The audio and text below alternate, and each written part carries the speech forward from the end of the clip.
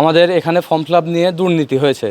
Form fill up এটাকে এখানে ৩,০০০ টাকা ধার্য করা হয়েছে সরকারের, যেটা ২৪০০ সামথিং, এখান থেকে ৩,০০০ টাকা। এই বিষয়টা আমরা মাথা ঘামাইনি, কিন্তু এখানে আমাদের যার যার আগের বাকি ছিল, কারো ফর্ম ফিল আপ, কারো বেতন, কারো ফিস এক্সেট্রা, এগুলা বিষয় অ্যাড করে আমাদের এখান থেকে টাকা চাওয়া হয়েছে।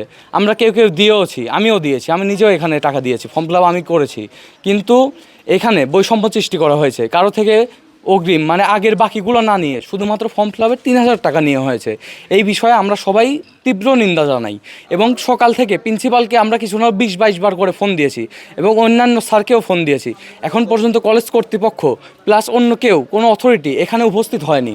এই বিষয়ে আমরা কলেজ গেটে তালা মেরেছি, আমাদের দাবি মানতেই হবে তাদের। তালা দেওয়ার পরে সে আমাদেরকে ফোন দিয়েছে এবং সে বলেছে যে আমরা কিছু ছাত্রছাত্রী আসি চাষ করে তা আমাদেরকে আলাদা হতে বলেছে।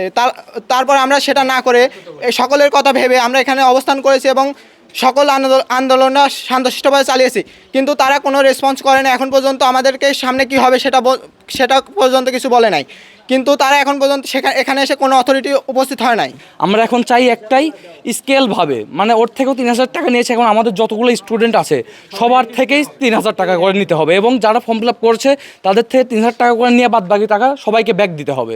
এটাই আমাদের দাবি। অপটিক্যাল ব্রাইটেনার, কালার গার্ড এবং জার্ড লক সমৃদ্ধ অ্যাডভান্স ফর্মুলায় এলো নতুন রে ডিটারজেন্ট পাউডার।